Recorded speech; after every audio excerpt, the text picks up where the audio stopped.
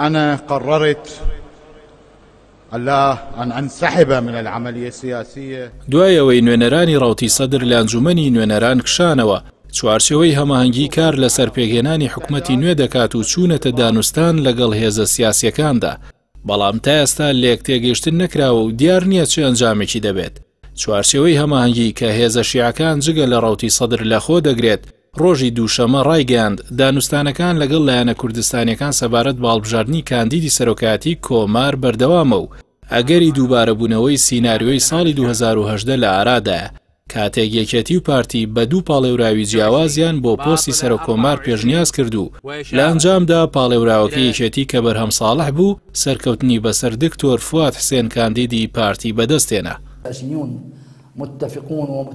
عامر فایز سەرکردە لە چوارچێوەی هەماهەنگیلا لە دوانێکدا ئاماژەی بەوەدا کە ئەوان حیزبە کوردستانیەکان هان دەدەن تا لەسەر هەڵبژاردننی یەک کاندید بۆ پۆستی سەرۆکۆمار ڕێک بکەون بەبێ ئەوەی چوارچێوەی هەماهەنگی دەستوەردان بکات و ببێتە لایەنێکی بابەتەکە.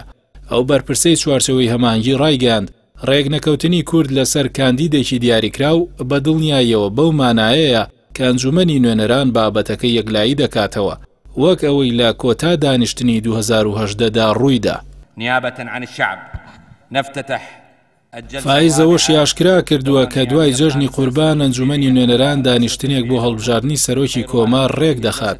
گفتوگۆش لە نێوان لایەنەکان هەیە بەر لەو وادەیە بگەنە ڕێکەوتن. لەلایەکی دیکەوە با پێی زانیاریەکان چوارچێوەی هەماهەنگی دەیەوێت پارتی ڕازی بکات تا هاوبەش بێت لە پێگەێنانی حکومەت و ڕەزامەندیشی لەسەر پۆستی سەرۆکۆمار بەدەست بێنن. سەرچاوەکان ئاماژە بەوە دەکەن بەرامبەر بە ڕەزامەندی لەسەر بەشداریکردن لە حکومەتی داهاتوودا پارتی مەرجی بۆ چوارچێوەی هەماهەنگی داناوە کە بریتیە لەوەی کاندیدەکەی بۆ پۆستی سەرۆکۆمار تێپەڕێنرێت تاکە کاندیدیشیان ڕێبەر ئەحمەدە کە ئێستا وەزیری ناوخۆی هەرێمی کوردستانە.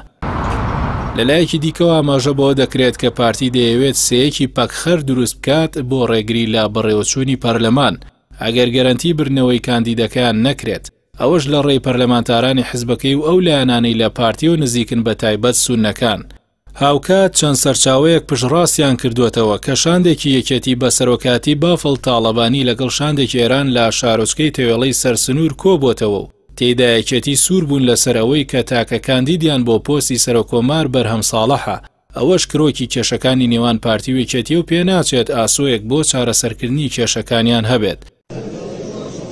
جگە لە گفتوگۆ لەگەڵ لایانی کوردی چوارچێوەی هەماهەنگی لای خۆیەوە کار لەسەر پێگەێنانی حکومەت و یەکخستنی لایەنە شیعەکان دەکات و سێ لیژنەی پێگەێناوە بۆ دروستکردنی حکومەتێکی بەهێز بە جۆرێک ناڕەزایەتیەکانی سەدر و شەقامی عێراقی کاریگەری لەسەری دروست نەکات کە تا ئێستا نووری مالیکی زۆرترین چانسی ئەوەی هەیە ببێتە سەرۆکوەزیرانی داهاتووی عێراق.